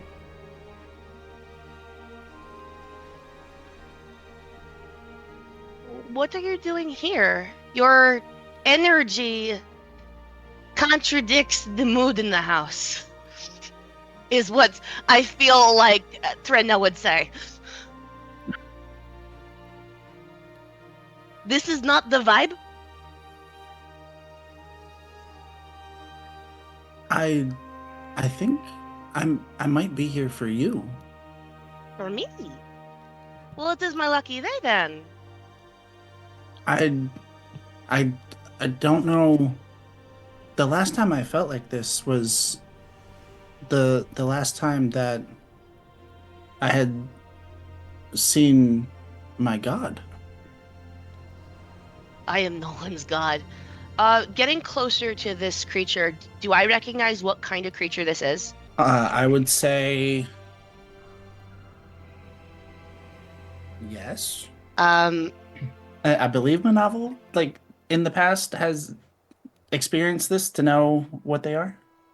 And he goes, as one of such as yourself should not be hiding in a place like this. Your kind is rare enough.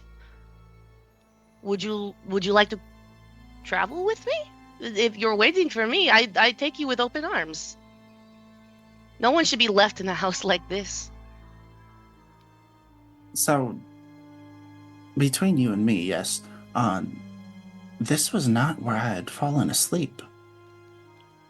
Which is why being awoken by you and feeling as though I already know you, I feel as though, yes, I should go with you. Is there anything I need to be worried about with this house?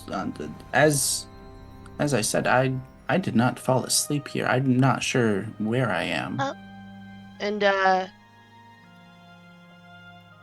And behind the statue, so that the others cannot see him, there's a statue in the way. Monoval says, within his head, so this is not vocal either.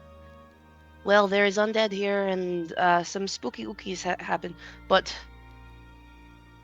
for your information, and he lets a tentacle come out of the disguised self. I don't know if you would know me. I'm not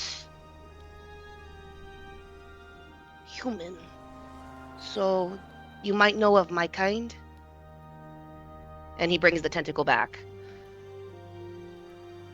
It is in that moment that you reveal your true self to the Sphinx under the cover of the statue. That one of the whiskers around its nose does the same. It too drops an illusion and reveals its own tentacles. I am a tentacle kitty. Oh my god, yes. Fucking yes. Fucking yes. Oh my god, best day of D&D Mind ever. Flayer Kitty? Mind Flayer Kitty! Mind Flayer Kitty! Fuck yes! Best game of D&D ever! Oh, you are adorable and I must have you. Respectfully, with consent, you are my kitty now. Oh my gosh. We match. I have a matching set. I'm so mad that we don't know, like, above table that Monoval's a Mind Flayer yet. It's our first session! I know! Let me have the secret just for a little bit! The reveal will happen eventually.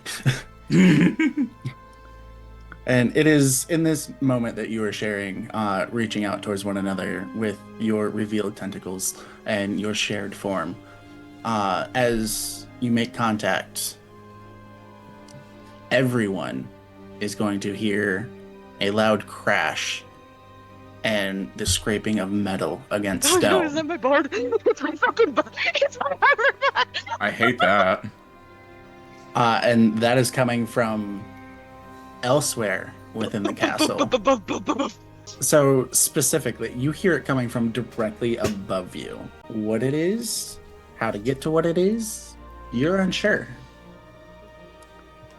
And then you feel the crash of something against the ceiling above you as it rumbles through the room. I bring my tentacle back. Shall we? And he offers his arm for him, the cat, to join him. As such, Joanna is going to crawl up your arm and perch around your neck on each of your shoulders. And I come around the corner with my new beautiful boa, Her name is Joanna, and she's purple with beautiful silky skin. Her wings are very furled and fluffy, so you can't really see them when they're flat. And he comes around. I was left unsupervised, and now I have a friend. Oh my god, twinsies! Sure, her name is Joanna, and I love her and will protect her with all of my life. I love As it. you should, I suppose. Also, there's something that happened upstairs. It went boom, boom, boom. I low-key kind of feel like we should, like, at least, like, poke around in the boxes up top. Before we go do that. Like, I'm not saying that that's not, like, a priority, but I'm just really curious. And she's gonna start advancing towards the coffins. But also, what did you say this statue was in front of them? Or did we not actually talk about that yet with the confusion of which statue we were supposed to be looking at? Did not actually talk about the statue yet. It was just notated as a statue that was guarding the coffins. It is a Gothic angelic style statue. It has its arms outstretched, palms facing forward, with a sword drawn across its chest. That is, because of it being stone, it's not actually floating, but the depiction would be that of the sword would be floating in front of them, and it is a flaming sword. Is this some god, perhaps? Or, like, a symbol of protection across some other type of religion? Give me a religion check, and let's find out how much you know about this in a moment. Oh my god, I cast guidance! Shut up. Nat 20. That's a fucking nat 20. It's a nat Hells 20 with yeah. a 4! Like... Hold on. I'm like looking at it I like, love no. how well everyone is rolling tonight. It's It is- giving... It's My giving very- the first campaign. Our luck can't keep going like this, guys. It really can't. This next episode is gonna be rough. I can feel it in my bones. I have to actually look at my skills now. With that, that is a total of 30 for religion.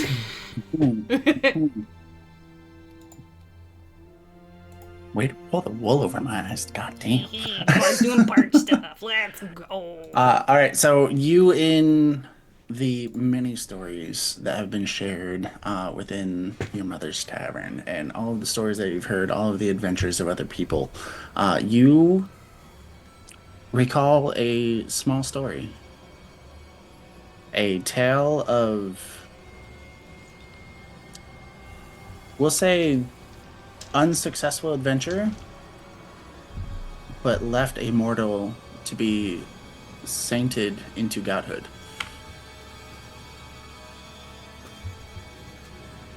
Say that. The Did you say the a name? mortal- Sorry, I missed it. We were- Not yet, looking I was at just it, I was about like, to. damn, that's a good roll. Yeah, so specifically, this statue is a depiction of Saint Elisifer, who gave their life during the first attack on Valvera's forces nearly a century ago. They were the only ones to stay and try to save the Breachcliff mine from being taken over by the demonic forces. Everybody else had turned and ran during the battle. And as such, upon their death, every deity known to the populace of Ravenheim came down and smited all of the forces in the area. While it was a temporary shift in movement, they rose to godhood and have since had their own following created, and somehow have found their way into this castle that is supposedly housing one of the generals of Valvera in this day. She's gonna kind of turn to everybody and be like, so, a voice here really important. And then she's gonna look at the coffins and being like, I don't think that person in there is undead, but like dead nonetheless. Also very important. Very general. Very important. Maybe. Who knows? We should still knock though. We could always ask them. So this is like a crypt, a tomb. Like these aren't like living dead. Like They're I would assume that they're dead. I would definitely assume that they're dead. However, we have been attacked by ghosties with faces, and we have been attacked by mist. I'm not exactly holding my breath. This is not something that I'm used to, but like, if anybody else has any qualms that I may be missing in this particular situation, let me know. Are there any like marks on the coffins that would give away their origin or who's in them or whatnot?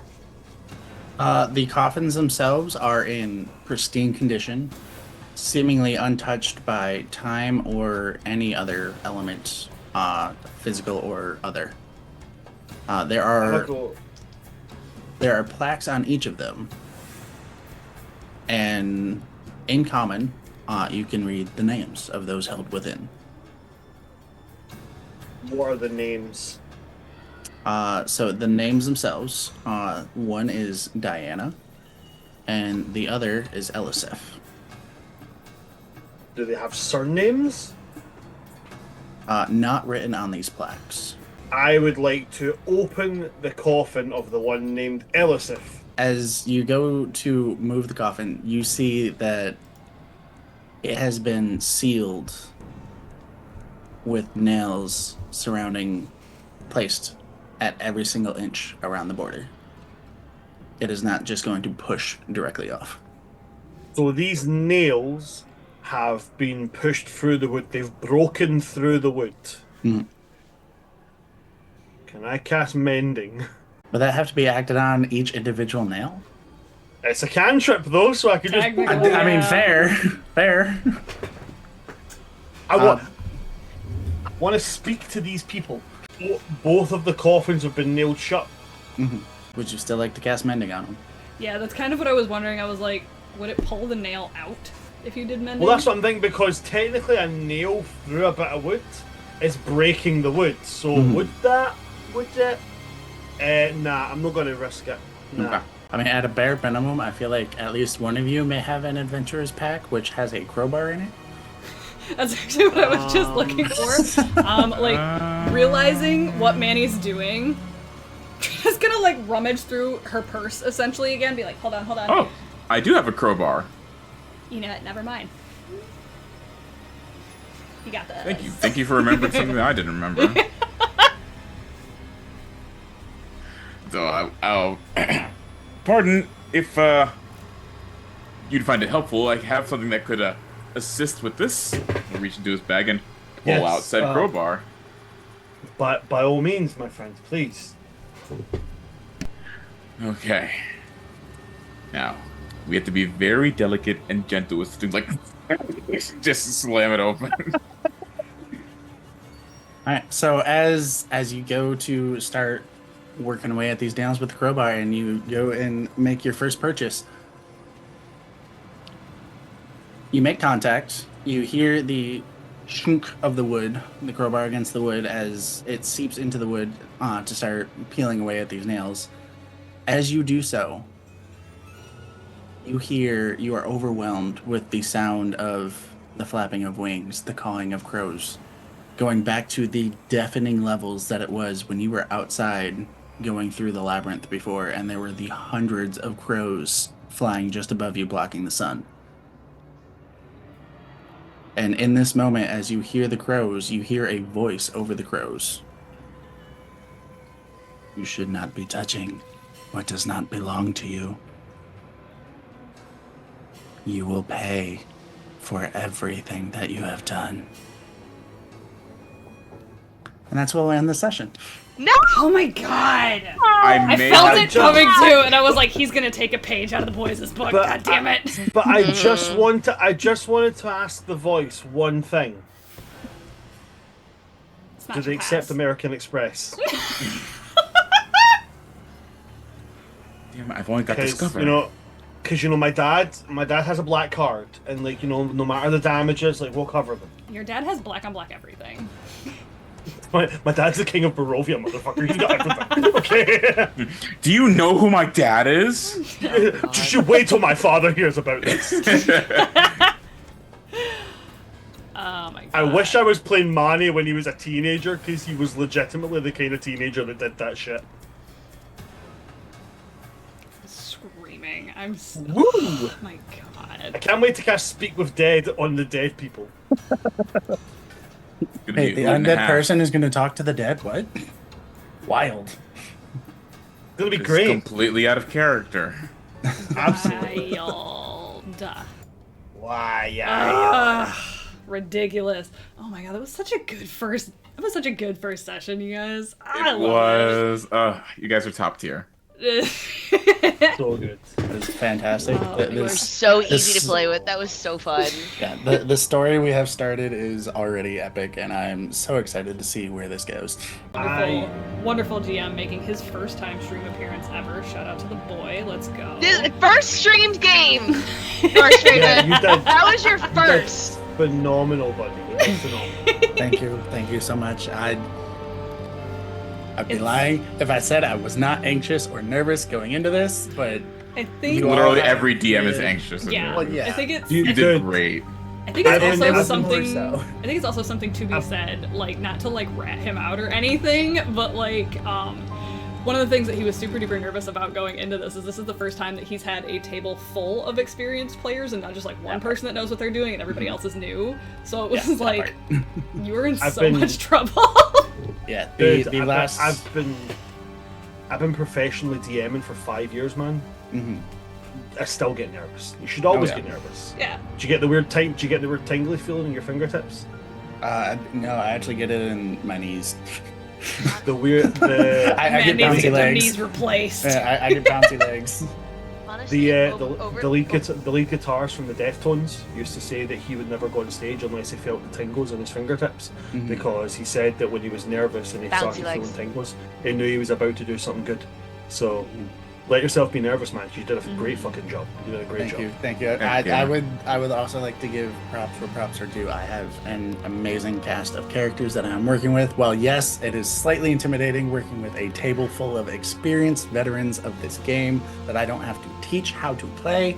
At the same time, you have made it so easy to step into the role and be able to craft a story with you. So thank you, all of you, as well. Realistically, though, it wouldn't be the end of a D&D campaign if I didn't ask to be level up. Not yet. Damn. We didn't even make it through the first floor. But, We didn't even make it to the first floor. But like we did so good. Look at all those nat 20s. We were good beans. Think The about how roleplay many- was great. So Think we about how deserve many something. nat 20s we fucked off. Like, come on, man. Come on. We'll just have to see where the energy goes. Be that good DM, man. Be that. Start it off fresh. Start it off good. Give The it that coercion good- already. You made it all the way to the end of the video. Oh my god, look at you go, dude. If you want to stay up to date on when these are all going to get posted, or you just want to be able to connect with the rest of the community, all the links are down below. I would love to have you join the Discord server. That way we can stay up to date on everything. And I want to give a massive shout out to all the fellow players and our GM. So WingleTheWizard, Son of Asgard / WorldTreeQuests, BardicSweetT, and the wonderful NorseRaven. Thank you guys so much for being able to help me make this game, and I'm really excited to see where the next episode takes us. I love y'all, you're amazing. Bye.